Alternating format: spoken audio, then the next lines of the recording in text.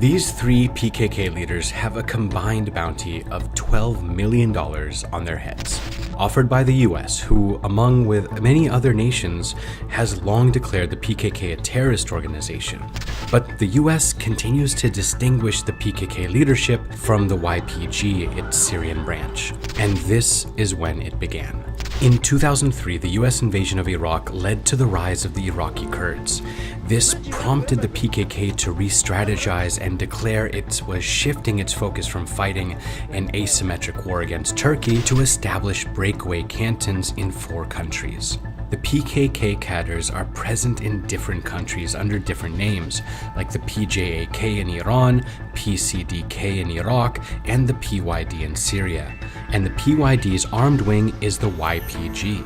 This is the root of the problem, as Turkey finds US policy regarding the YPG in northern Syria hostile. Washington continues to support an armed group, the YPG, while it calls its parent organization, the PKK, a terror group. This is despite White House officials acknowledging on many occasions that they are different sides of the same coin. Reports indicate that they're aligned or at least have substantial ties to the PKK. Is that true? Yes, we haven't. But this is how they're linked. YPG and PKK are connected both ideologically and organizationally. Ideologically, both groups are loyal to Abdullah Öcalan, the founder and leader of the PKK, something even YPG officials admit.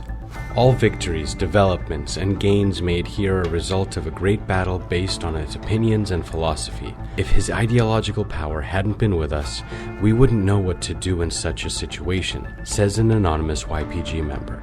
The YPG and PKK also share many banners, some of which prominently feature Öcalan. In 2017, after the YPG-led takeover of Raqqa, the self-proclaimed capital of Daesh, YPG militants displayed Öcalan posters in the main city square. But the link between the two organizations is not limited to ideology. The two groups are also closely knit in organization structure. YPG militants who came to Syria in 2012 received their training in PKK terror camps in Kandil Mountain.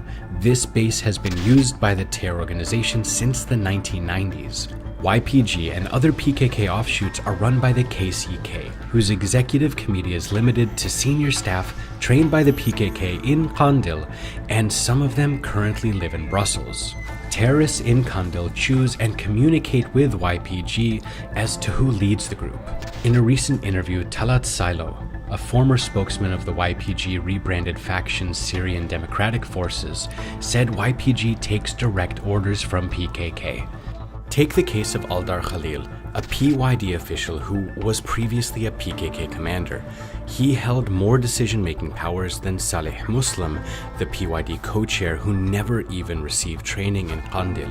Relations between the US and Turkey have been recently thawing, but the YPG still remains a bone of contention between the two countries.